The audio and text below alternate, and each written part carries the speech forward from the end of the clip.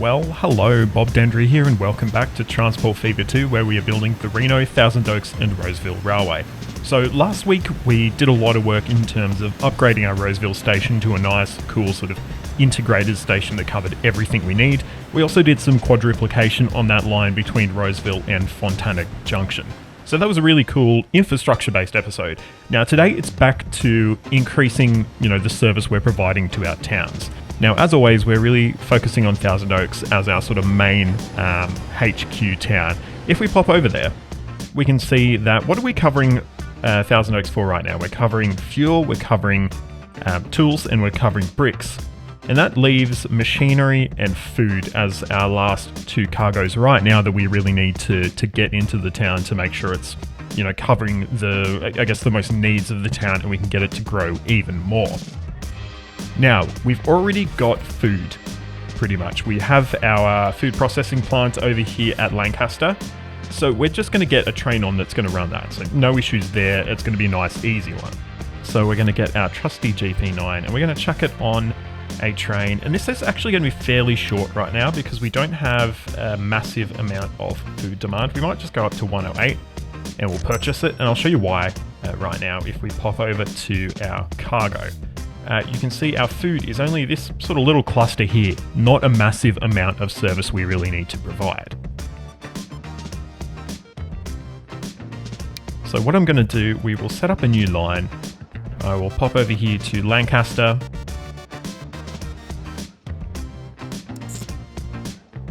And then it will drop off over at Thousand Oaks where, all our other drop-offs are happening.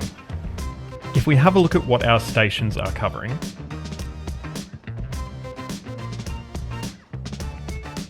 we've got a truck unload stop here that is right in the middle of where those cargo needs are for food. So hopefully, let's have a look at what vehicles we're using here. We are using these vehicles, and they can transport all cargo. So we don't actually need to change our sort of distribution setup that we have. These trucks will actually carry the food if we bring it in. So that's a nice easy one. Now, machinery is a bit more of a difficult service offering. Well, I mean, it's not really heaps difficult, but it's probably the more complicated one that we've had to deal with so far. I've had a look around the map, and the closest machinery production plant I can see is this one here. Now, it requires planks and also steel. So if we have a look, we've got planks over here at our sawmill. So that's actually a really easy one. And, the connection's pretty much there. So we don't need to worry about that. What we need to worry about is getting our steel. We've got a steel mill right here. That's good. And it's probably within a road distance as well between our machine factory and the steel mill. So we don't really need to run a train between them. But we're probably going to need trains to get our two raw materials over here to the steel mill. As you can see, we need iron ore and we need coal. And it's a 2-to-1 production ratio. So we need 2 of each to produce 1 steel. We've got plenty of coal around the place. Once again, that's probably a road connection there, nice and easy. And we have iron ore mines over here.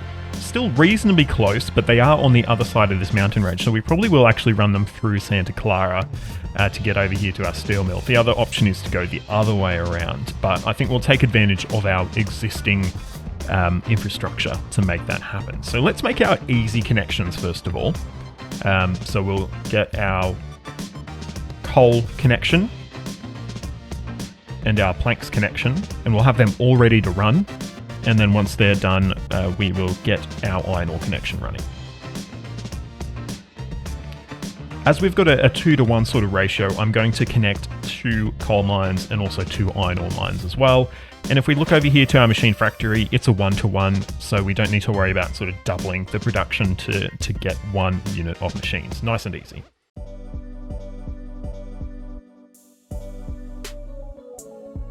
I wonder, I doubt we can do this, but I wonder if we could connect them both. No.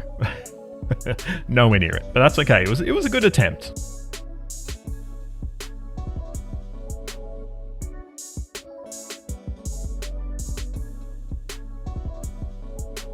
I might actually run our train the other direction through our sort of freight line we've already got set up. That's a pretty nice, easy one to make that sort of connection.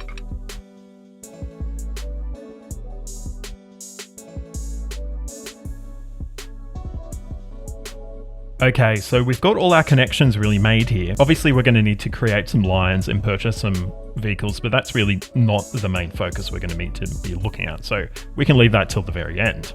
So what we really need to focus on now is getting our connection to our iron ore mine set up. So we've got a fairly close connection right here. We can just run some trains straight onto our existing lines. We may need to duplicate this section of track because we are going to have slow running trains on it pretty much now. But that's once again a fairly easy connection we can make as well. And we've just got this connection over here we need to make as well. It's actually going to be a little bit difficult to make a connection here, it looks. Apparently not. No, it just didn't want to work when I was doing it the other way. Cool, that connection is made, and then we just need to make this one here.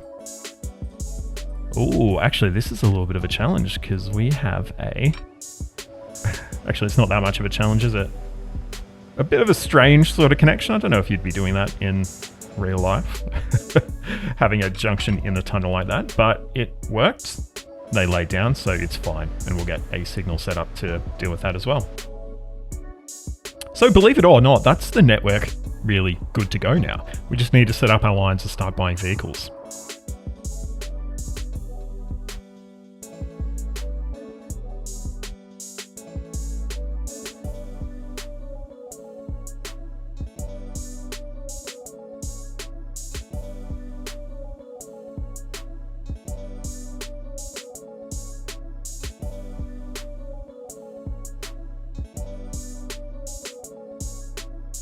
I actually didn't get a line set up to deliver the iron ore.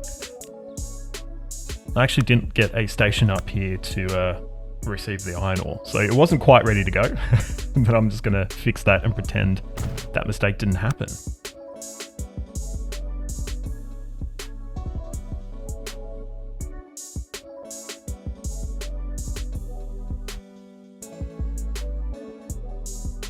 Alright, our lines are all good to go now, and we've got a little bit of cash in hand as well, so we can probably fairly simply get all of this up and running.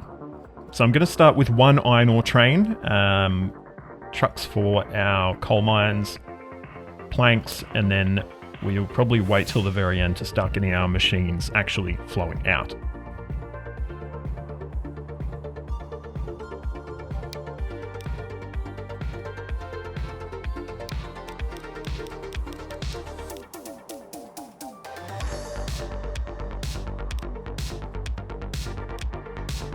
Because we have a 2-to-1 ratio, we're going to max out the length of the trains we can run with our current platform sizes, and I think that is going to run pretty well.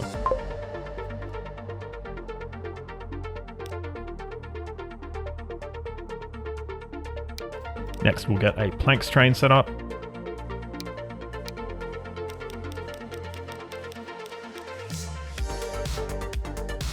And there we go, that is purchased.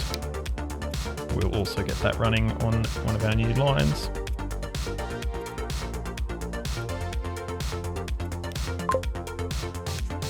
Perfect. Next, I'm going to get our road vehicles set up and running.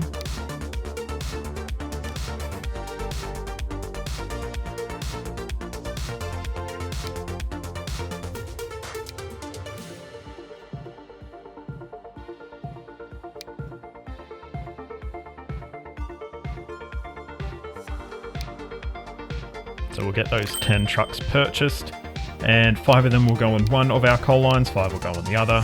So nice and easy.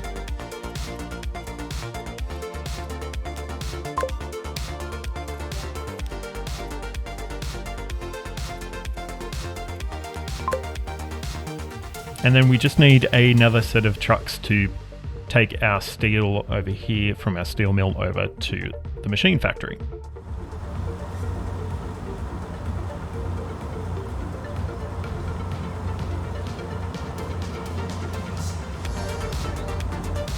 I once again have a nutmeg with me while I'm recording, so you may hear some nutmeg noises. Alright, so we need to have a little bit of a calibration check on how our feeder trains or our feeder services are going for our steel mill. So as you can see, we've got 168 coal sitting ready to process. This is from obviously these coal trucks we've already been running. We also have our iron ore train that is just pulling into the station now. That should have 200 on board. So it is a little bit higher than the amount of coal we have, which means we're going to run out of... Well, actually, I would say we'd run out of coal first, but we've got a constant load of coal coming in, so I think it should be okay. That should give us a fair amount of profit as well. Yeah, nice, a nice $7 million profit there. So this will be quite a profitable line for us. As you can see, we've got production of steel now. That means we need to get some trucks on the road to take steel over to our machine factory. So I think we'll get 5 of these Isuzu trucks in. They're a little bit lower capacity than the MANs we're using on our coal routes, but I think it'll be okay. Obviously, they're going to have fairly limited usage, and they're probably going to be running empty a fair amount of the time as well. So I think that's, yeah, not too bad.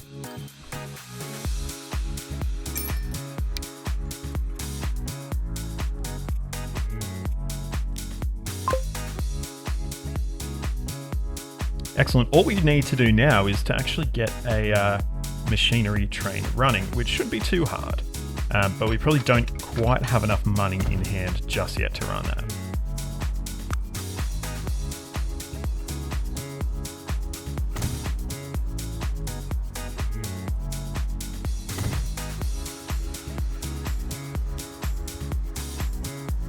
Oh, we actually probably do by now, actually. So what I might do then, we'll get a line set up to run from our machinery factory all the way back over to Thousand Oaks, where it'll be dropping off its lovely machine cargo. Now, these aren't going to be massively long trains because we don't have a, massive demand for machinery in Thousand Oaks.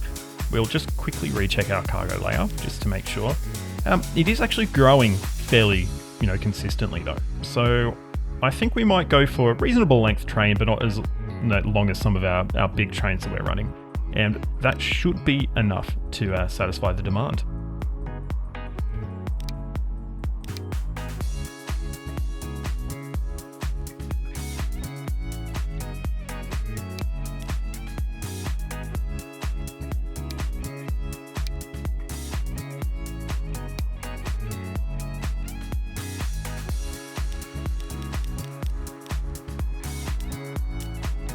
So I think 162 capacity is probably about right, and we will now assign that to the new line that we've just set up, which is probably going to be line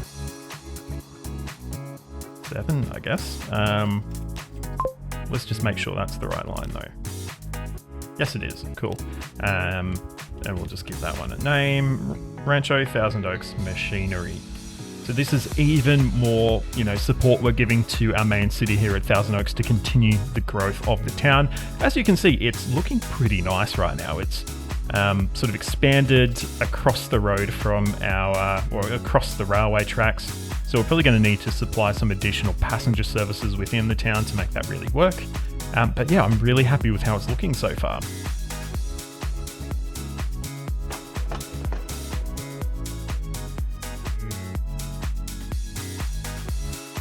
Now, next thing I want to do is spend some time upgrading some of our services in this sort of Thousand Oaks area. We've got a lot of old steam trains that are still running on some of these services, which is not great, for a reliability perspective. And some of these trains are just very old regardless. So we're going to go through and pick out some of our really old steam trains and get them upgraded to some nice new diesels.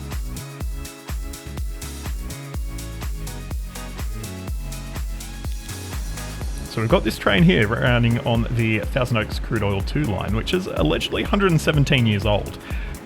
I don't know if it is. Potentially some of the old carriages might be that old. I don't think the locomotive is as quite as old as that, but it still needs to be replaced really. It's that at that sort of end of life stage. So we'll manage that one and get it fixed up with probably a GP9. We'll go with this one.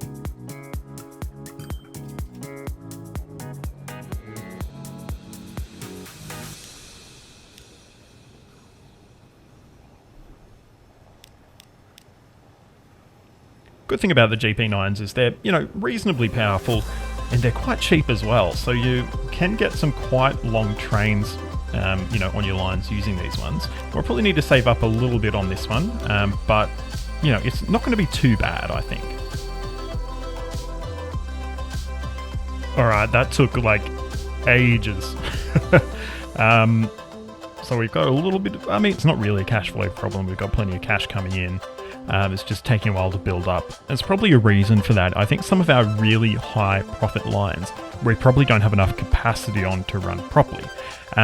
Some of those lines, I'm thinking our express passenger lines, our Hollywood Express is making a lot of money. But if we pop over here, we can see 435 people want to go to Fontana. This train carries 360 and it's not even going to be back for a while. It has to run to Thousand Oaks, which has 185 people waiting there. So we definitely don't have enough capacity to support the demand. We're getting on this line and we're getting massive profits from it as well. The Simi Valley line as well is looking really profitable, but I don't think we have the capacity on that line either. I think we're only running a Zephyr on that line right now. Let's have a look. Yeah, just a single Zephyr. So that's where we have more capacity to improve our profitability. But those are very expensive trains, those streamliners running those PAs. I think they go up to like 40 million plus per train. So it takes a long time to save up for that stuff. Why the hell do we have tools here? What is the go with that? Why do we have tools? Where are the tools going? I'm confused. Obviously they're going to Fontana, but how are they getting to Lancaster?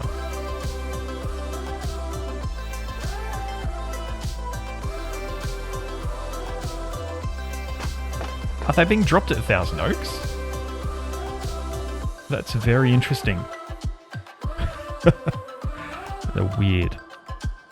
Interesting and weird. But hey, look, if it works, hey, we'll allow it. Alright, so I've done what might not be the smartest thing, and I've actually maxed out my loan so I can buy more vehicles. And passenger vehicles are going to be the order of the day here.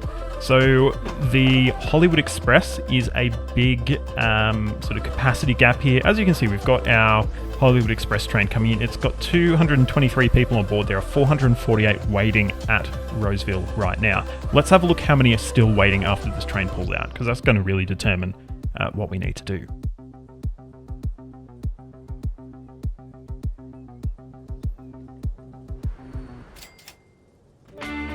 And the answer is most of them are still waiting. 274, over half an additional train. So we can, of course, and I am going to do this first, we can modify this train to run up to the full 240 meters. I think what we'll also do as well, we're going to get rid of our existing PA and we're going to get a double header, or not a double header, but a PA-PB unit to give us that additional power to run it. We're going to pop it up to the highest length we have on these streamlined coaches. And that should hopefully get this train running faster and give it a bit extra capacity as well. But I don't think it's going to be enough quite yet, even with that change. So I am going to get a further train running on the Hollywood Express line. This one's going to be using these All-American Golden Sand cars. They are faster, much cooler, I think. We actually don't have enough money to get it into service quite yet. It will be a 226 meter long train, but we're almost there. Only need a little bit more cash in hand, and once we've got that, we're going to be putting this train straight into service. I actually changed my mind. We are going to pop it up to 252. That's going to be okay for Roseville. It's a bit short for some of our other platforms, but I think it'll be okay in the end. All right, $61 million. That is a lot of cash. I've sort of made this the hill I'll die on, really, because I waited so long to get this money in hand. But we've got it. Our Hollywood Express has a second train now. That is excellent to see. And fingers crossed it'll work out. I've got a good feeling about this. I think it'll be fine. well, I hope you've enjoyed this video. If you have, please give it a like, subscribe to the channel, and ring that notification bell so you get a ding to your device the next time I post a video. You can find links to all my social media in the description, so please jump on there, like, subscribe, follow, do all that wonderful stuff. You'll also find a link to my Urbex City Builder series on your screen right now. I'd encourage you to give it a bit of a go. I'm not quite as proficient as that game as I am at this one, but I'm still having a lot of fun playing it, but it's not getting many views. But until next time, I'm Bob Dendry. This is Transport Fever 2. Thank you so much for watching, and goodbye.